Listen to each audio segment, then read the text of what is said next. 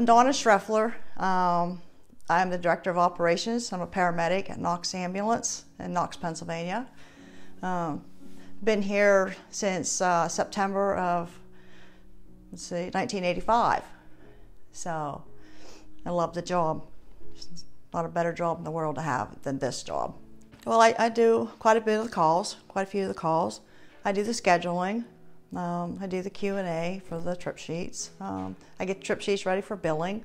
Then order supplies, everything that needs done. I was at a class right here in town one day, and we were sitting in class, and the pagers went off, and the first crew got up, and they said we had 2 vehicles, so the second crew, went for second crew. That's back in the day when you had the volunteers, everybody's volunteering. And we went to the call. I was very hesitant. It was one of those, I didn't feel like I wanted to go on that call. And when I got on scene, and one patient had passed away, expired in the car accident, and there's 2 boys with him that was best friends with my son. And we ended up calling life flights for them 2 boys. What happened is the car pulled out of an intersection and another car T-boned them. And these 2 boys were very badly injured, and the driver was killed. As soon as I got on scene, I realized that these 2 boys were my son's friends. And those 2 boys, my son was supposed to be with them that day. They were going to get 4-wheeler parts for all their 4-wheelers, and my son was supposed to be with them. And I yelled at the one fireman, and I just panicked. And I said, my son is here somewhere, okay? And he looked, and these guys were just all over the car. They were under the car. They were everywhere, and we couldn't find my son. And I was to the point of just basically sick to my stomach, and I couldn't do anything. I just shook. So when I got done with the call, went back. I went home, and I said, I'm done. I can't do this job. Well, I found out when I got home, my son was at home. He didn't go with them that day, which was a big relief to me. It's like, oh my God, thank God he wasn't with them.